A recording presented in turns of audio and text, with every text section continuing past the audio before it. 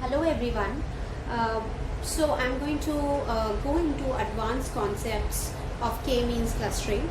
So as you know, in the previous content, we had gone over the detailed K-means clustering algorithms and some of its challenges. And there were quite a few things that we did not talk about, and I'm going to continue talking about those in this particular video. So before I do that, I do want to do a quick recap.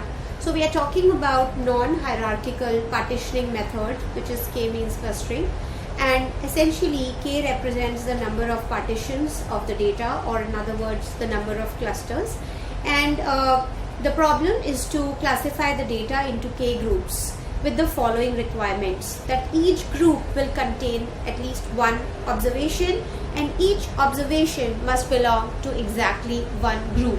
So that's something you should be very familiar with by now. We've looked at quite a few versions of the algorithm, and the points to remember is that for a given number of partitions, which is K, the partitioning method will create an initial partitioning, and then it will use iterative relocation techniques to improve by moving objects from one group to the other. Another thing to recap, and something I talked about earlier on, is that we are talking about real business problems. So the data that we are talking about can be about purchases or phone calls or passengers or car registrations. But when we want to do K-means clustering on a particular data, we kind of convert it into points in space.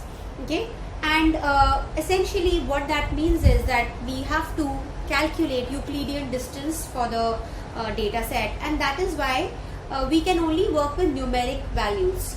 So in the EDA exercises, we saw earlier on that how can you convert categorical data into numeric, such as if you have gender, you can create a dummy variable out of it, and then you can start using it in your K-means clustering problem. Because of the distance measure that is being used in K-means clustering, and that is location based and based on the Pythagoras theorem, and that can only work if the input is numeric in nature. So that is something we had talked about before. So now there are a lot of other questions which we haven't answered yet. So let's take a look at some of those.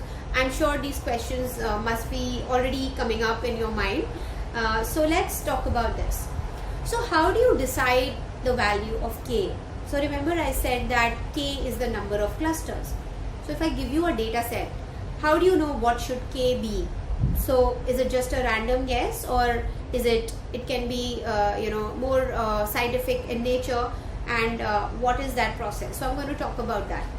The other question will be that what variables should you choose for clustering?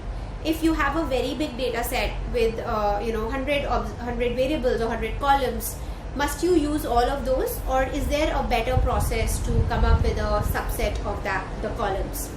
And then how do you prepare the data for clustering? So basically, if you remember in the very first session, I talked about the steps in data analytics. And what we said is that after you've explored the data and you formed an initial intuition about the type of technique you want to use on that data, you have to do the data preparation. Now, data preparation is not a set of standard steps which you can just generically execute, but rather data preparation depends on the algorithm that you will be using. And with that in mind, we will see that what is the data preparation steps or process that will be used for K-means clustering algorithm. And in the end, we talk about how do you interpret the clusters. So remember, once you've finished your analysis and you've put observations into K clusters, the final objective of analytics is to drive actionable insights. So you have to be able to explain those results, and that can only be done if you have interpreted, or in other words, if you have profiled the clusters. So let's talk about some of these things in more detail. So the first thing I want to talk about is that how do you choose the value of K? Now the value of k is chosen based on what is known as an elbow method. So what is this elbow method? Let's understand that. So to understand the elbow method, let's take a look at this particular visualization that I have here.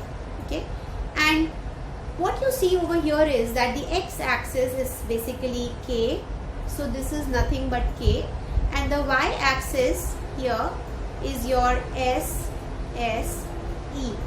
Okay, now if I was to ask you that what should be the direction of such a graph, or in other words, basically what should be the direction of value of SSE as number of clusters increases. Okay, so essentially you would agree that this should be monotonically decreasing. Why is that? Because every time you increase the value of k, your SSE should go down. Okay, but the rate of change of SSE is something that's going to keep on changing. So as you can see in this particular visualization, the rate of fall is very steep till about this point, and then it's a little bit less steep here, and it's much less steeper as you go further. So essentially what we are looking for is that elbow point, or in other words, we are looking for that point where the rate of change drops drastically. So essentially the value of going from 3 to 4 is not much. So in other words, if you have one cluster which is your initial data set and you create 2 clusters out of it, you see that there is a drastic drop in SSE. If you go from 2 to 3, there is quite a bit of a drop. But after 3, there is only marginal change in SSE. And that is why 3 is known as an elbow point here, and this could be a potential value of k.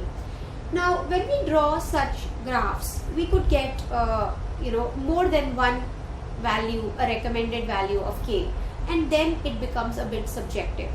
Okay, so basically you're looking for the value of k where after which the SSE falls slightly or not at all. So that is the point that you are looking for. And if you are recommended, let's say 3, and if we continue to build this, and then let's say 11 is another value of k, then between 3 and 11 you can make a choice based on the business criteria. So what I mean by that is that a lot of times you look at the business problem or the situation. So if you're trying to create a marketing strategy and you want to divide customers into groups, maybe if you have more than 4 or 5 clusters, it will be very hard to execute that particular strategy.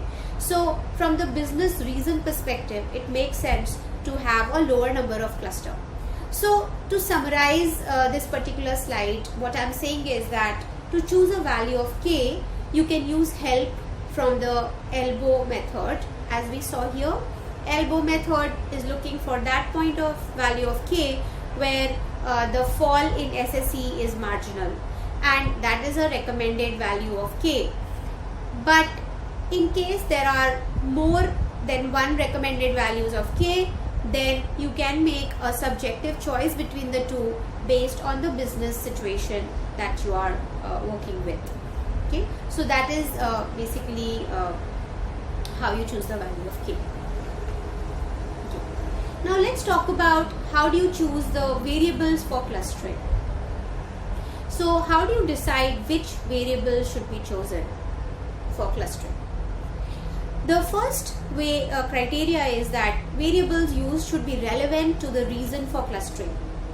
So for example, if you wanted to cluster retail stores based on the type of sales, then you should choose the columns related to the sales for different product categories.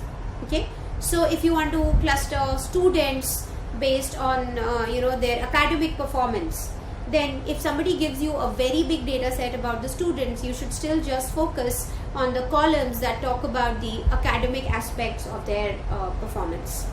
So relevance is the main criteria. The other thing which you can look at is you can also take a look at number of missing observations, and if in certain situation you have two columns that are very similar, then you should choose the one which has less missing observations, because missing information really is a loss of information, and as much as possible you want to minimize that, because whenever the data will be missing, there will be adjustments to the distance calculation internally in the tool, and those adjustments will be approximations, and that is why the results might not be that good if the number of missing values is very high for the data that you are using.